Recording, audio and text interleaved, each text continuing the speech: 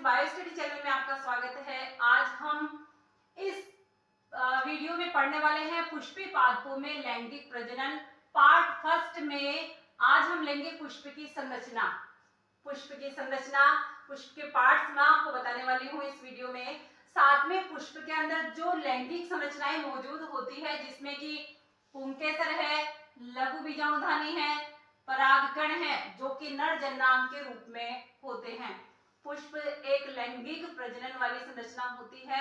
पुष्प से जो स्ट्रक्चर हम स्टडी करते हैं पुष्प के अंदर, तो इसमें नर जननांग और मादा जननांग जो उपस्थित होते हैं उनकी संरचना को मैं डिटेल में बताऊंगी।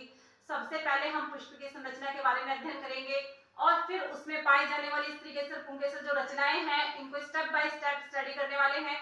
तो वीडियो पे पूरा फोकस रखिएगा और वीडियो को अच्छे से आप नोट्स बनाते हुए पढ़ते रहिए। तो सबसे पहले आप देखिए एंजियोस्पर्म प्लांट्स कौन से होते हैं, आवृत बीजी पादप कौन से होते हैं। तो गाइस आवृत बीजी पादप होते हैं जिसमें जो बीज है उसके ऊपर कवरिंग पाई जाती है। बीज जो है ढका हुआ होता है, यानी बीज के ऊपर आवरण पाया जाता है।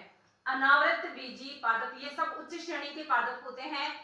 अनावृत बीजी पादप जिसमें बीज के ऊपर आवरण नहीं पाया जाता होते हैं अनावृत बीजी। आज के इस वीडियो में हम लेने वाले हैं आवृत बीजों में पुष्प की जो संरचना होती है वो कैसी होती है। गाइस आपके सामने एक ड्रॉ करा हुआ है डायग्राम पुष्प की संरचना। इस पुष्प की संरचना में जनरली आप देखते हो कि फ्लावर के बाहर की तरफ जो है ग्रीन कलर की स्ट्रक्चर्स पाई जाती है। जो बाहर की तरफ ये ग्रीन कलर वाले आपको यहाँ पर बाह्य दल दिखते हैं उनको हम कहते हैं बाह्य दल। ग्रीन कलर वाले, मोस्टली ग्रीन कलर वाले, तो इनको कहते हैं बाह्य दल। अब देखिए अलग अलग कलर्स आप देखते हो फ्लावर्स में, यानी फ्लावर्स की जो पंखुड़ियां देखते हो वो पंखुड़ियां क्या होती हैं। मोस्टली पुष्प में 4 चक्र होते हैं। बाह्य दल सबसे बाहरी चक्र, देन इसके बाद जो आप कलर अलग अलग कलर देखते हो, जैसे ये आप देख रहे हो इसमें दल पंखुड़ियां, ये होते हैं दल। क्या होते हैं ये? दल। दलपुंज हम इनको कहेंगे ग्रुप में। और इसी तरह से ये जो बाहर वाले हैं इनको बाह्य दल कहेंगे, इनको दल कहेंगे। अब जो है अंदर स्ट्रक्चर्स कौन कौन से हैं उनमें आप फोकस रखिएगा, बहुत मजा आएगा आपको पढ़ने में। अंदर जो अभी देख धागेनुमा संरचनाएं आप देख रहे हो, इस धागेनुमा संरचना के ऊपर ये आप बाइलॉब्ड स्ट्रक्चर देख रहे हो, ये क्या है गाइस? ये जो है पूरा स्ट्रक्चर, ये पूरा स्ट्रक्चर इसका क्या है? नर जननांग। क्या है इसका? नर जननांग। अब आइए आप इन धागेनुमा स्ट्रक्चर्स को छोड़ दो, ये धागेनुमा स्ट्रक्चर्स और बाइलॉब्ड स्ट्रक्चर इनके ऊपर है, इनको आप छोड़ दीजिए। आप बिल्कुल स्ट्रेट देखिए, यहाँ पर ये फूला हुआ जो है रीजन है, इसके ऊपर स्टेम लाइक स्ट्रक्चर, ये जो है धागेनुमा संरचना। इसके बाद ऊपर इसका टिप देखिए, इस तरह से कुछ अलग सा है टिप। ये है इसका कंप्लीट पोर्शन, इसका जो आप ये रीजन देख रहे हो ये है इसका मादा जननांग। क्या है इसका? मादा जननांग। बात समझ में आ रही है? इन पे हम डिटेल में चर्चा करेंगे। वीडियो पे फोकस रखिएगा। नर जननांग और मादा जननांग एक पुष्प के अंदर आप 4 चक्रों में देख रहे हो। सबसे बाहरी चक्र है बाह्य दलपुंज, अंदर वाला चक्र उससे अंदर की तरफ चलते हैं दलपुंज, फिर तीसरा चक्र होता है नर जननांग का और ये चौथा चक्र है मादा जननांग। क्या देखा आपने? 4 चक्र। रिपीट करिएगा। बाह्य दलपुंज, फिर है दलपुंज, तीसरा है कौन सा है? नर जननांग, पुंकेसर, स्टेमन कहते हैं इसको इंग्लिश में। फिर मादा जननांग कौन सा है? स्त्रीकेसर, पिस्टिल हम इसको कहते हैं। जायांग जो है रीजन होता है स्त्रीकेसर। 4 चक्र समझ में आए? बिल्कुल आपको 4 चक्र समझ में आए होंगे और ये चारों चक्र पुष्प को क्लियर करते हैं। गाइस बहुत सारे फ्लावर्स ऐसे होते हैं जिसमें केवल स्टेमन्स उपस्थित होते हैं, बहुत सारे फ्लावर्स ऐसे होते हैं जिनमें केवल पिस्टिल रीजन प्रेजेंट होता है। इसीलिए उनको स्टेमिनेट और पिस्टिलेट कहते हैं। गाइस, इन पे हम फोकस करते हुए आगे जो है पराग कोश, ये जो आप बाइलोब स्ट्रक्चर देख रहे हो, धागीनुमा स्ट्रक्चर देख रहे हो, इस पे हम डिस्कस करने वाले हैं। देखिए ये धागीनुमा संरचनाएं, ये आप इसमें इस वाले रीजन से ये जुड़ी हुई है, बाह्य दल से ये जुड़ी हुई हो सकती है। ये जो है इस तरह से, ये जो है फूला हुआ भाग, ये है ओवरी, और इसके नीचे ये जो है पुष्पासन। तो ये क्या है, पुष्पासन से जुड़े हुए हैं इस तरह से। गाइस, पुष्पासन से जुड़े हुए हो सकते हैं, और ये यहाँ पर सारे भी जुड़े हुए हो सकते हैं। अलग अलग फ्लावर्स में अलग अलग स्ट्रक्चर होती है। ये जो धागा दिख रहा है आपको, धागीनुमा संरचना दिख रही है, इसको कहते हैं फिलामेंट, या हिंदी में कहते हैं इसको पुतंतु। क्या कहते हैं ये? हिंदी में पुतंतु या फिलामेंट। ये बाइलोब स्ट्रक्चर आप देख रहे हो, इसको कहते हैं परागकोश, जिसको हम बाइलोब या द्विपालित कह रहे हैं। ये 2 लोब्स में बटा हुआ है, इसलिए। क्लियर है? ये है पुंकेसर। अब एक और बहुत छोटी सी संरचना, ये जो यहाँ पर फिलामेंट लाइक स्ट्रक्चर है, फिलामेंट जिसको हम कह रहे हैं, और ये बाइलोब स्ट्रक्चर से जुड़ा हुआ है। यहाँ पर एक कनेक्टिव प्रेजेंट होता है, इसको हम कहते हैं यूजी। क्या कहते हैं इसको? इसको कहते हैं यूजी। ये हुई नर जननांग की संरचना। अब आइए मादा जननांग की संरचना में, और मादा जननांग में ये फूला हुआ भाग आप देख रहे हो, इसको कहते हैं अंडाशय या ओवरी, हम इसको कहेंगे। इसके बाद ऊपर ये जो स्टेम लाइक स्ट्रक्चर है, ये है वर्तिका, और इसके ऊपर जो भाग है फूला हुआ, इसको हम कहते हैं ये वर्तिकाग्र, जहां पर पोलन ग्रेन्स आकर के गिरते हैं, और ये वर्तिकाग्र रिसेप्टिव कंडीशन में पोलन ग्रेन्स को अपने अंदर लेती है, चिपका लेती है। इस तरह से अंदर वाला ये स्ट्रेट जो आप पार्ट देख रहे हो, ये है इसका मादा जननांग, और इसको हम जायांग भी कहते हैं। क्या कहते हैं इसको? जायांग भी कहते हैं। इस तरह से पुष्प की संरचना आपके सामने है। आया समझ में? अब आइए नर जननांग स्टेमन, ये आप स्टेम लाइक स्ट्रक्चर और धागेनुमा संरचना देख रहे हो, इसके ऊपर है परागकोश द्विपालित कंडीशन, और ये परागकोश, और ये बाइलोब स्ट्रक्चर में परागकोश, और साथ में कनेक्टिव से जुड़ा हुआ फिलामेंट। इसके 3 भाग हो गए। पुंकेसर के कौन कौन से हो गए? एक तो हो गया फिलामेंट, जिसको पुतंतु भी कहते हैं। फिलामेंट के बाद कौन सा हो गया? योजी। तीसरा भाग कौन सा हो गया? परागकोश। 3 भाग समझ में आए? ये 3 पार्ट समझ में आए। अब इसकी डिटेल हम लेने वाले हैं, आप इसको नोट डाउन कर लीजिए, ताकि मैं जस्ट आगे इसको पुंकेसर को और अच्छे से क्लियर करूं।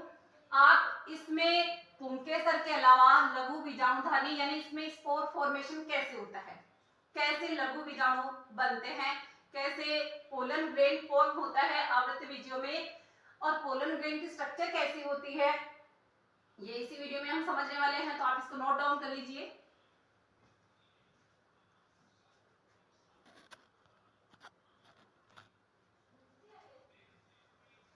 अब ये देखिए पुंकेसर की स्ट्रक्चर। पुंकेसर की स्ट्रक्चर किस तरह की होती है? ये है पुंकेसर की स्ट्रक्चर, जो कि पुष्पासन या दल से जुड़ा हुआ भाग होता है। धागेनुमा स्ट्रक्चर्स आप देख रहे हो, इसमें ये बाइलोब स्ट्रक्चर परागकोश उपस्थित है, और ये फिलामेंट जिसको हम तंतु कहते हैं, इन दोनों के बीच में ये जुड़ने वाला स्थान है, ये होता है इसका योजी। क्या होता है ये? योजी। अब देखिए इसको और क्लियर स्ट्रक्चर में आप इसके सामने देखिए, ये जो स्ट्रक्चर है इसमें ये पोलन ग्रेन्स भरे हुए हैं, और ये बाइलोब स्ट्रक्चर है पालियम। ये पूरी स्ट्रक्चर है एंथर की, और ये अनुलंबवत कंडीशन में, जैसे थैली में पोलन ग्रेन्स भरे हुए होते हैं, ऐसे पोलन ग्रेन्स जो है इनमें भरे हुए होते हैं। इस तरह की स्ट्रक्चर होती है। आप समझ रहे हो, तीनों जो है भाग है फिलामेंट, योजी और परागकोश। जो बाइलोब स्ट्रक्चर, ये दोनों लोब्स आप इसमें देख रहे हो। इस तरह से ये और ये लोब हैं, जिनमें 2-2 माइक्रोस्पोरेंजिया है, यानी ये जो है लघु बीजाणुधानियां हैं, जिनमें पोलन ग्रेन्स भरे हुए हैं, और ये अनुलंबवत कंडीशन में है, जिससे कि अनुलंबवत कंडीशन में एक थैली के रूप में स्ट्रक्चर बन जाती है, और ये पोलन ग्रेन्स इसके अंदर भरे हुए होते हैं। ये स्टेमन की स्ट्रक्चर होती है, और ये माइक्रोस्पोरेंजिया इस तरह से लोब्स के अंदर होती है। ये माइक्रोस्पोरेंजिया बीजाणुधानियां जो होती है, प्रत्येक लोब में 2 होती है। गाइस, बिल्कुल फोकस करते रहिए आप। अब इनको आप ध्यान से देखिए, ये स्ट्रक्चर कैसी है, फिलामेंटस कंडीशन, यानी कि फिलामेंट के रूप में डंठल नुमा फिलामेंट मौजूद होता है पुंकेसर में। ऊपर क्या है इसमें, ये टिप वाला रीजन परागकोश कैसा है, द्विपाली, कैसा है, बाइलोब्ड स्ट्रक्चर है। देन ये कहां से लगा हुआ है, ये पुष्पासन या पुष्पदल से जुड़ा हुआ है, यानी ये जो मैंने फ्लावर में स्ट्रक्चर बताई थी आपको कि फ्लावर में किस तरह से जुड़ा हुआ है पुंकेसर। अब देखिए पुष्पासन पुष्पदल से जुड़ा हुआ है, परागकोश चतुष्कोणीय संरचना, यानी कि जैसे चार कोने होते हैं ऐसे चार कोने इसके अंदर आप देख रहे हो, इस तरह से ये चतुष्कोणीय संरचना है। और इन चतुष्कोणीय संरचना में लघु बीजाणुधानियां चारों कोणों पर मौजूद है, जैसे कि चार बॉल के रूप में स्ट्रक्चर्स हैं। ये कोने पर इस तरह से यहाँ पर माइक्रोस्पोरेंजिया है जिसमें माइक्रोस्पोर फॉर्मेशन होता है, पोलन ग्रेड फॉर्मेशन होता है।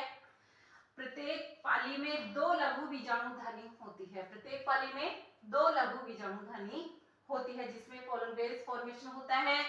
परागपुटी या पोलन सैक्स बन जाती है, यानी कि जैसे थैली पोलन ग्रेन से भरी हुई हो, जैसे सीड्स से भरी हुई हो, फ्रूट्स से भरी हुई पॉलिथीन होती है, इस तरह से ये जो है परागकण ठसाठस इसके अंदर भरे हुए होते हैं। इस तरह से पोलन ग्रेन्स इन माइक्रोस्पोरेंजिया में उपस्थित होते हैं। तो पुंकेसर की स्ट्रक्चर आपके समझ में आई। अब पुंकेसर की स्ट्रक्चर के बाद हम माइक्रोस्पोर फॉर्मेशन कैसे होता है, किस तरह से पोलन ग्रेन बनता है, लघु बीजाणु कैसे बनता है, कैसे स्पोरोजिनस टिश्यू इनके बीच में यहाँ उपस्थित होता है, और धीरे धीरे कैसे ये जो है डेवलपमेंट कैसे होगा, ये मैं आपको बता रही हूँ। आप इसको नोट डाउन कर लीजिए ताकि आपका टॉपिक बराबर चलता रहे।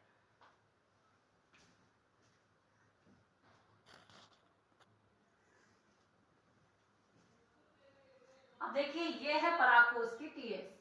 ये परागकोश के टीएस में आप देख रहे हो कि इसमें बीच में ये टिश्यूज हैं, संयोजी ऊतक हम कहेंगे इसको, और इसकी ये लेयर्स आप देख रहे हो, चार लेयर्स परागकोश, इसकी चार लेयर्स और चारों का अहम कार्य। चारों लेयर्स कौन कौन सी है, बाह्य त्वचा, दूसरी है बाह्य त्वचा के अंदर अंतस्थिसियम, और तीसरी है मध्य परत, और सबसे भीतर वाली है इसकी टैपिटम। आया समझ में, चार लेयर्स जो कि सुरक्षा का कार्य करती है, और ये टैपिटम जो है विकासशील माइक्रोस्पोर्स को पोषण देने का कार्य करती है। पोलन ग्रेन्स जो विकासशील पोलन ग्रेन्स होते हैं उनको पोषण देने का कार्य ये करती है। टिश्यूज किस तरह के होते हैं, स्पोरोजिनस टिश्यूज होते हैं या बीजाणुजन ऊतक होते हैं, वो भीतर की तरफ होते हैं यहाँ पर। अब इनकी लेयर्स कैसे दिखती है, देखिए ऐसी लेयर्स होती है। यहाँ पर ये जो है लघु बीजाणु मात्र कोशिका किससे बनेगी, बीजाणुजन ऊतक वाली कोशिकाएं लघु बीजाणु मात्र कोशिका के रूप में कार्य करती है। ये है इसका छोटा सा रीजन हमने लिया है यहाँ पर, ये है बाह्य त्वचा, फिर मध्य त्वचा, फिर टैपिटम। अंदर जो है बीच में ये लघु बीजाणु मात्र कोशिकाएं हैं। इन लघु बीजाणु मात्र कोशिकाओं में डेवलपमेंट होकर के मियोटिक डिवीजन होता है, यानी अर्धसूत्री विभाजन होता है, और अर्धसूत्री विभाजन से माइक्रोस्पोर फॉर्मेशन होता है। ये जो बनने वाले माइक्रोस्पोर्स हैं गाइस टेट्राड के रूप में व्यवस्थित होते हैं, चतुष्क के रूप में व्यवस्थित होते हैं, और जब परागकोश परिपक्व होकर के स्फुटित होता है तो ये पोलन ग्रेन्स बिखर जाते हैं। ये पोलन ग्रेन्स बिखर जाते हैं। कई बार आपने नोट किया होगा कि फ्लावर के आप हाथ लगाते हो और फ्लावर के हाथ लगाते ही कुछ न कुछ पदार्थ आपके लग जाता है, वो पोलन ग्रेन्स ही होते हैं। पाउडर जैसा पदार्थ आपको फ्लावर में मिलता है, ये पोलन ग्रेन्स ही होते हैं जो आपके हाथों के चिपक जाते हैं। ये स्फुटित परागकोश है और इन पालियों के अंदर ये पोलन ग्रेन्स इस तरह से आपको दिखाई देते हैं। अब है लघु बीजाणुधानी की संरचना। देखिए लघु बीजाणुधानी इस तरह से होती है, लगभग गोलाई लिए हुए होती है, और इनके चारों तरफ आप ये जो लेयर्स जो मैंने बताई है, ये लेयर्स है जो सुरक्षा का कार्य करती है। बाह्य त्वचा, अंतस्थिसियम, मध्य परत और आंतरिक परत पराग कण को पोषण देने का कार्य करती है, जिसको हम टैपिटम कहते हैं। कई बार क्वेश्चन आता है बोर्ड में आपके कि अगर टैपिटम नहीं हो या क्षतिग्रस्त हो जाए या डेवलप नहीं हो किसी प्रकार से तो क्या होगा। तो गाइस ध्यान रखिए, जो पोलन ग्रेन्स है वो स्टेराइल रह जाएंगे, बंधे रह जाएंगे। जो विकासशील पोलन ग्रेन्स है वो स्टेराइल कंडीशन में रहेगा, तो निश्चित रूप से पोलिनेशन की क्रिया या फर्टाइल कंडीशन इनकी नहीं हो पाएगी। तो ये क्वेश्चन आपका क्लियर है। परागकण को पोषण देने का कार्य करती है टेपिटम, और यदि ये नहीं होगी तो पोषण नहीं होगा। मध्य में बीजाणुजन ऊतक होता है। यहाँ पर बीजाणु स्पोरोजेनस टिश्यूज होते हैं। स्पोरोजिनस टिश्यूज की जो सेल्स होती है, स्पोरोजिनस टिश्यूज की सेल्स होती है, माइक्रोस्पोर मदर सेल्स बनाती है। माइक्रोस्पोर मदर सेल बनाती है और इसी से माइक्रोस्पोर टेट्राड का निर्माण होता है, यानी टेट्राड यानी 4 के रूप में व्यवस्थित।